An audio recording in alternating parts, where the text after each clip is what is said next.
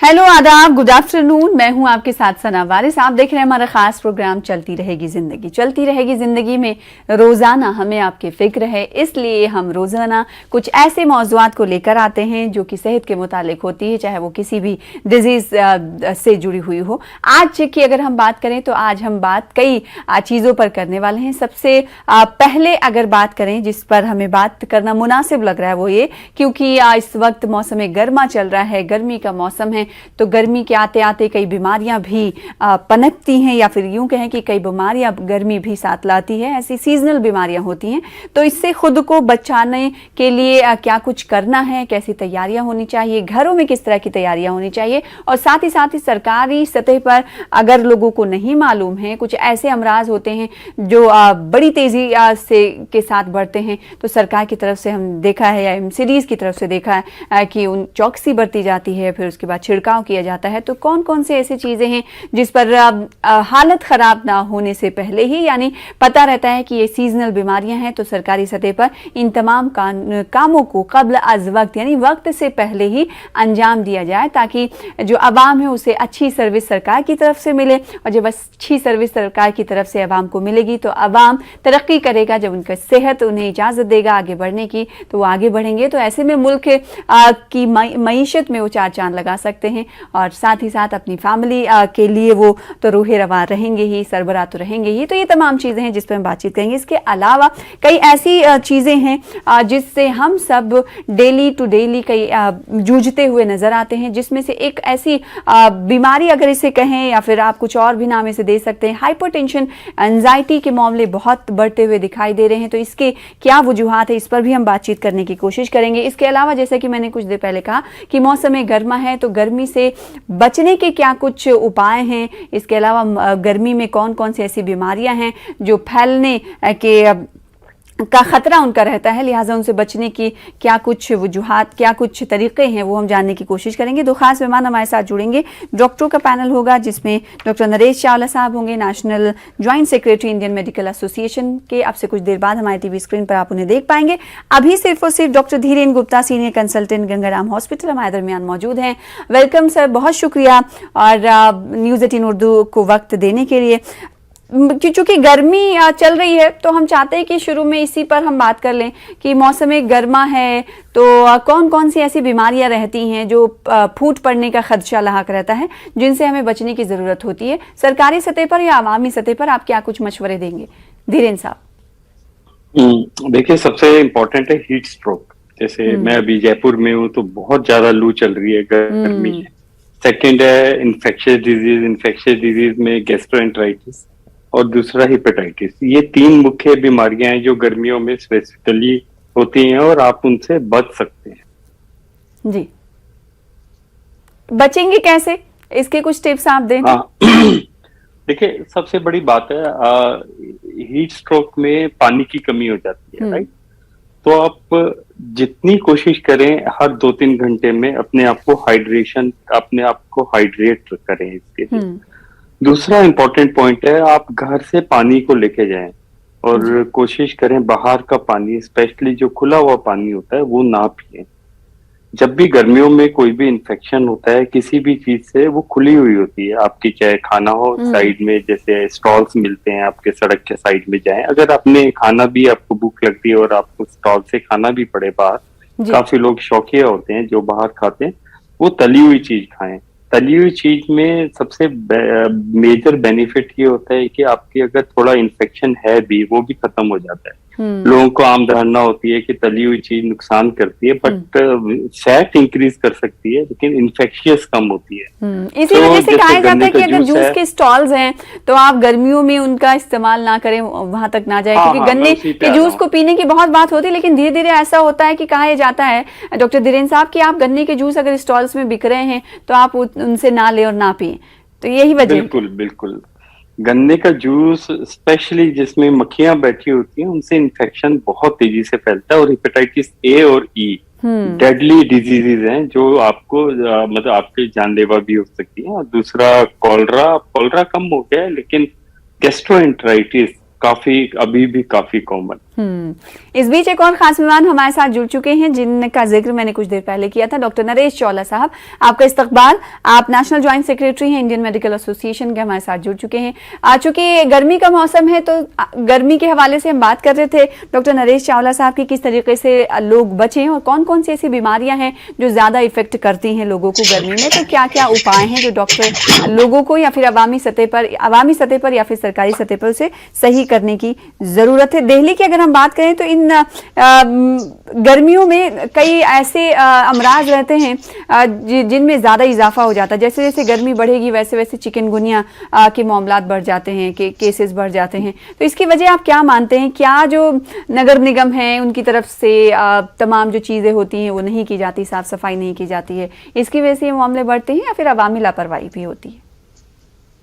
देखिए सना, ये जो ये गर्मी की बीमारियां हैं, ये तो हमारे लिए, देश के लिए, प्रैक्टिकली सब रीजन्स के लिए, चाहे नॉर्थ हो, साउथ हो, ईस्ट हो, वेस्ट हो, एक ईयरली बखेड़ा सा बन गया है।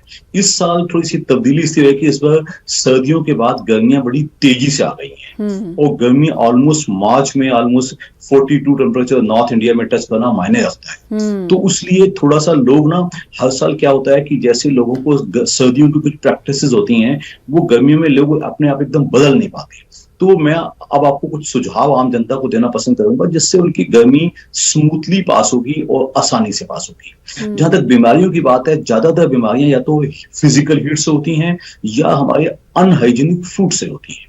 तो जहां तक फिजिकल हीट से बचने की बात है, उसके लिए बड़े बूढ़ों को अंदर रखा जाए, शाम के टाइम बाहर निकाला जाए 6-7 बजे के बाद, सुबह कुछ करना है तो 7-8 बजे से पहले कीजिएगा। सेम इज ट्रू फॉर बच्चों ऑल्सो।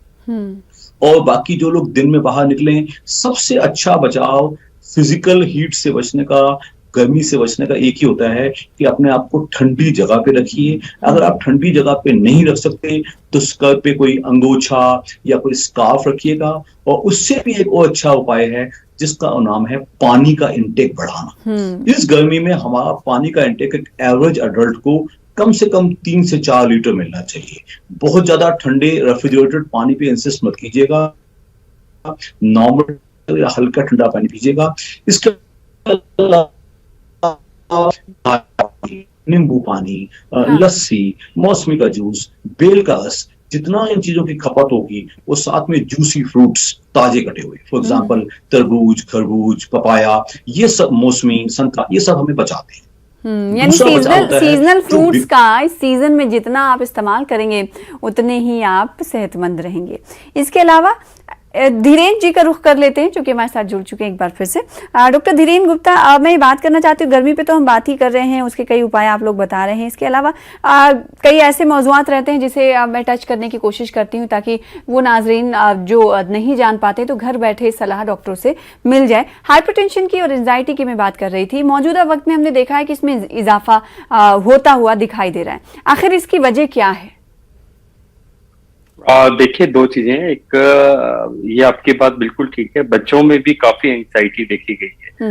अभी तक स्कूल्स बंद थे, बच्चे घर के एनवायरनमेंट में ही एक्सपोज थे और स्पेशली एडोलेसेंट्स में काफी ज्यादा एंग्जाइटी। एडोलेसेंट मतलब ये 10 से 15 साल 18 साल की उम्र में काफी ज्यादा एंग्जाइटी। घर में ओवर एक्सपोज हुए, घर के मालूमात उनको ज्यादा मालूम पड़े, उनके ओवर एक्सपोजर भी प्रॉब्लम करता है।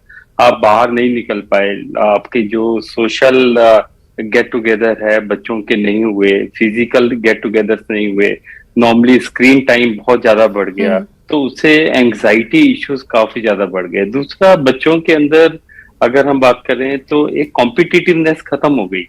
आपस में बच्चे फिजिकली मिले नहीं, तो उनके अंदर पढ़ाई के लिए या अपने कैरियर के लिए जो जागरूकता है वो काफी कम हो गई। उससे वो लोग डिप्रेशन के भी शिकार हो गए। काफी फिजिकल डिजीज बच्चों में स्प्रेड हो गई, जैसे vitamin D deficiency, sunlight exposure नहीं हुआ। काफी बच्चों में देखा गया है कि उनको एक्चुअली में वायरल इन्फेक्शन का एक्सपोजर ही नहीं हुआ। पिछले 2 सालों से घर ही बैठे हुए थे। पिछले 2 हफ्ते से सडनली जब से उन्होंने स्कूल जाना शुरू किया है, all of sudden continuously diseases, बीमारियां चल रही हैं। हर तीसरे दिन चौथे दिन खांसी जुकाम, एलर्जीज, वायरल से एक्सपोजर।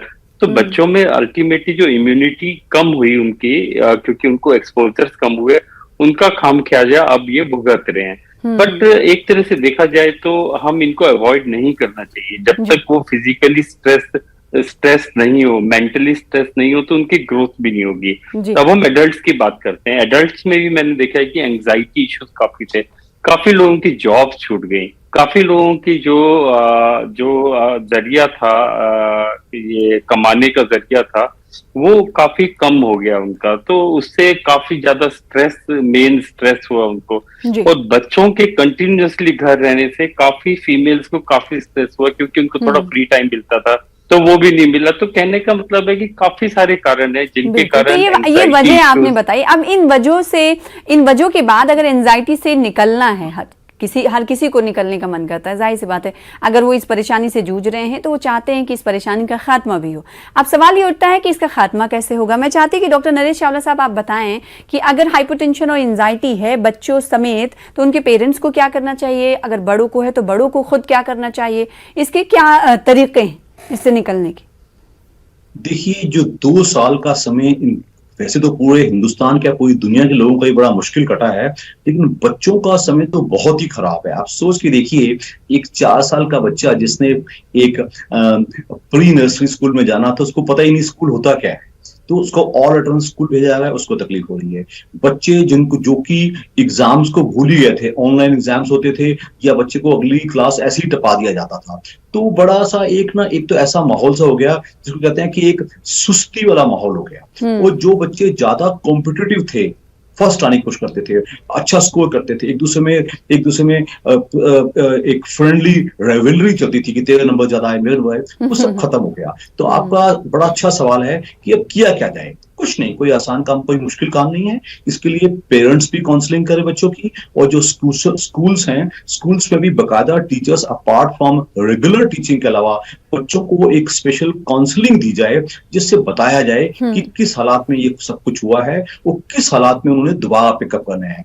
आप सना अच्छी तरह जानती हैं कि अब 4th वेव की बातें तो चल रही हैं। कुछ स्कूल थोड़ा बहुत केस होने पे नोएडा के बंद भी कर दिए गए, तो कुछ लोग बाकी स्कूलों पे भी दबाव है, कुछ छोटे बच्चों ने फिर जाना बंद कर दिया है। तो कुल मिलाकर मैं आज फिर दोबारा कहूंगा, ये एक संकट की स्थिति थी। उस सबसे हम आम जनता ने भी, पेरेंट्स ने भी, और टीचिंग कम्युनिटी और स्कूल्स मैनेजमेंट ने सबसे उभर के बाहर आना है। तो हमारे हिसाब से सब सिंसियरली कोशिश करेंगे, सबसे आसान तरीका बच्चों को काउंसिल किया जाए और बच्चों को प्ले वर्क को डिवाइड किया जाए। जितना टाइम उनको, जैसे बिल्कुल उनको ये नहीं कि पहले वो खेल रहे थे, वो सब कमरे के अंदर बंद पड़े थे, एक आइडलिंग चल रही थी, एक बेकारी चल रही थी, तो उससे बाहर आना है और बच्चों को हमें काउंसिल हम प्रॉपर्ली ये तरीके आपने बताए। बाज दफा हम ये देखते हैं कि माँ बाप या फिर वो इंसान खुद पता ही नहीं चल पाता है उसे कि उसके साथ क्या हो रहा है। तो ऐसे केसेस में ये जो एंजाइटी और हाइपरटेंशन है वो किसी डिजीज का कारण भी बन सकते हैं क्या? डॉक्टर धीरेन, आप आवाज मेरी अगर सुन पा रहे हो तो? मैं एक चीज बताता हूँ। अगर पिछले मैं ऑलमोस्ट 26 साल हो गए मेरे को मेडिकल साइंस में जी। आज के टाइम ऑलमोस्ट कोई हम जिस डिजीज को सोचते थे सिंपल सोमैटिक डिजीज है, हाँ। मतलब जैसे किसी ऑर्गन से रिलेटेड है जी। लेकिन अब 90% डिजीज का कहीं ना कहीं ताल्लुकात है ब्रेन से, स्ट्रेस से। जब भी स्ट्रेस होता है तो एड्रिनल हार्मोन्स और कोर्टिकोस्टेरॉइड्स बहुत ज्यादा निकलते हैं और वो पूरे ऑर्गन्स को अफेक्ट करते हैं। मेंटल इफेक्ट होता है, डायरेक्टली इफेक्ट होता है, इनडायरेक्टली इफेक्ट होता है। तो अगर आप किसी भी पेशेंट में देखें तो स्ट्रेस फैक्टर, जैसे एस्थमा जैसे डिजीज में जिसमें हम मानते हैं भी स्ट्रेस होगा तो आपकी डिजीज एग्रेवेट हो जाती है, इसी तरह की पैथोफिजियोलॉजी ऑलमोस्ट 90% डिजीज में देखी गई है। तो कहीं ना कहीं डायरेक्टली और इनडायरेक्टली दो चीजों से लिंक्ड है, एक है स्ट्रेस से और दूसरा ओबेसिटी से। आई थिंक दोनों स्ट्रेस और ओबेसिटी को अगर हम नीचे रखते हैं, डाउन रखते हैं, तो काफी सारी चीजें हम बेटर परफॉर्म कर सकते हैं। तो जो पेशेंट होता है वो तो समझ नहीं पाता है ना, चाहता भी है सही निकलना, लेकिन वो निकल नहीं पाता है। तो ऐसे में क्या करना चाहिए कि वो ऑब्सेशन को और अपनी इन तमाम चीजों को वो रोक सके? डॉक्टर नरेश चावला। देखिए, हमने ग्राउंड रियलिटी जो हम सतह पे जो पेशेंट्स देखते हैं, हमारे जो बच्चे आते हैं, डॉक्टर मुझे चक्कर आ रहे हैं, एक छोटे बच्चे का जो 10-12 साल का है उसका चक्कर को कोई महत्व नहीं। उसका कहने का मतलब होता है कि जो उसके आसपास गुजर रहा है उसको वो पसंद नहीं कर रहा, उसको स्ट्रेस हो रही है।